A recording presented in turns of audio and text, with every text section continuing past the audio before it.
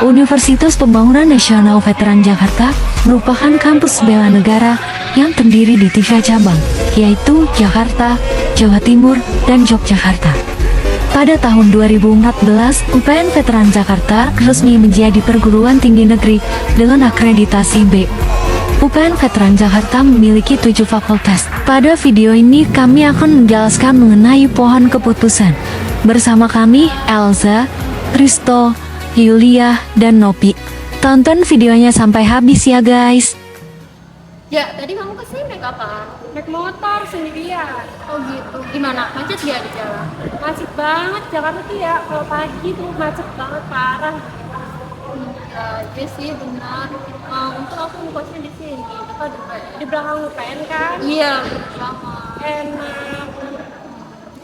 Ya, tahu nggak sih? Apaan? Itu di IG UPN udah ada info mahasiswa baru. Oh, jalur masuk ke UPN ya? Iya benar. Oh, dulu kamu tuh masuk UPN emang pengen masuk UPN?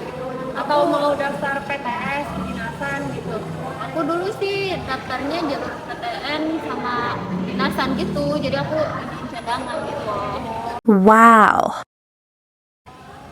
PTN-nya UPN ya dapetnya. Iya, PTN-nya UPN akhirnya. Kalau kamu sendiri? Dulu aku pengen, ya PTN sih iya, terus PTS juga cadangan kan. Terus tapi aku juga pengen kedinasan ya IPDN, cuma Wow. susah kayaknya. Iya sih bener susah banget. Ada Yulia. Hai. Hai. Kalian lagi ngomongin apaan? Itu LJ mau kemana? LJ mau ke kamar mandi dia. Bener ya yuk, mau kamar mandi. Oke. Tadi ngomong apaan? Oh, jadi tadi kita lagi ngomongin ini. Kita kesini daftarnya daftar PTN, PTS sama kedinasan gitu. Oh, gitu. Padahal aku penasaran deh. Tahun ini yang daftar PTN, PTS sama kedinasan itu kira-kira berapa banyak? Terus pendaftarannya itu kira-kira hampir sama kayak kita kemarin itu apa enggak sih? Udah sih sama, aku juga penasaran. Oh iya. Apa kita coba ini aja kali ya, yang pelajaran analisis prediksi? Oh iya bener, Buat pohon keputusan nggak sih? Iya, Pohon keputusan yang kayak gitu. Jadi guys, pohon keputusan itu diagram yang bentuknya itu menyerupai pohon, ada batang, ranting, dan daun. Diagram pohon inilah yang menggambarkan profitabilitas. Dengan demikian, diagram pohon ini akan berfungsi untuk menganalisis keputusan-keputusan yang diambil. Pohon keputusan itu terdiri dari root node, internal node, dan terminal node. Nah guys, tadi kan Elza sama Nopi udah bahas tentang PTN, PTS, dan kedinasan. Nah Elza udah ngomong tadi kalau dia dulu mau masuk PTN sama PTS. Terus Nopi juga udah nyoba masuk PTS sama kedinasan. Nah sekarang kita mau nge-analisis nih menggunakan pohon keputusan yang jelasin Nopi tadi. Nah dengan atribut, serta ada instansi, skor UTBK, rata-rata nilai rapor, pembayaran, dan status lulus atau tidak lulusnya.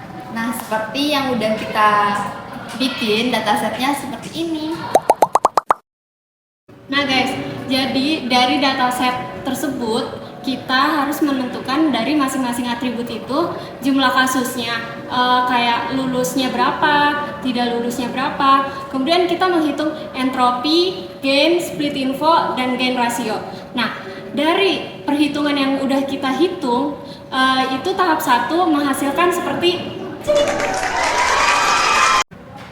Jadi dari masing-masing atribut tersebut kita ambil gain tertinggi lalu kita taruh di tahap 1. Nah berdasarkan hasil perhitungan atribut-atribut tadi, dapatlah instansi sebagai atribut gain rasio tertinggi yang akan kita masukkan, yang akan menjadi root node pada pohon keputusan.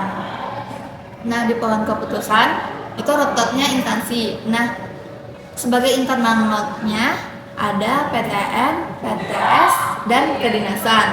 Nah untuk kedinasan kita udah dapat nih terminal node-nya, yaitu tidak lulus dengan skor 0/4, di mana angka kelulusan lebih sedikit dari angka tidak lulusnya.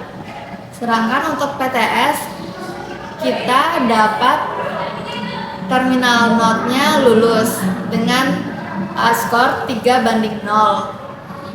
dengan angka kelulusan lebih tinggi daripada angka tidak lulusnya.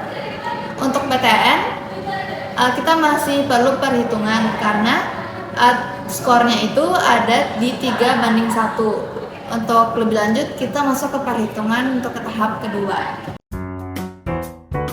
Setelah kita hitung, PTN akan mendapatkan internal note pembayaran yang dimana terdapat bagian yes, yaitu terminal note-nya lulus, dan pada bagian no kita masih belum tahu, jadi kita akan selanjut ke tahap 3. Pada tahap 3 ini kita mendapatkan internal note yaitu skor UTBK dengan bagian kurang dari 500 yang berarti itu lulus, dan bagian lebih dari 500 yaitu tidak lulus. Loh, jadi yang skor UTBK-nya di atas 500 itu nggak lulus, kenapa ya? Sebenarnya nggak di atas 500 itu nggak lulus. Jadi besar kecilnya skor UTBK tuh nggak terlalu nentuin banget. Karena pada beberapa PTN itu tuh rata-rata dia lebih melihat subtesnya. Subtes mana yang paling besar nilai subtesnya. Nah, kalau misalnya kamu nih pilih manajemen, nah terus ekonomi kamu tinggi, subtes ekonomi kamu tinggi, otomatis kamu bisa lulus meskipun skor kamu kurang dari 500 gitu loh. Oh gitu, jadi kita nggak bisa ngandelin UTBK doang ya buat masuk PTN. Iya, terus kita juga harus ngeliat nilai rapot juga kan. Terus habis itu kita juga kan kalau misalnya mau SBM itu kita harus bayar pembayarannya kan. Ya gitu. Oke, jadi gitu guys. Nah, jadi gitu guys, hasil pohon keputusan untuk melanjutkan pendidikan dari dataset yang kita buat. Untuk para calon maba, semangat ya guys!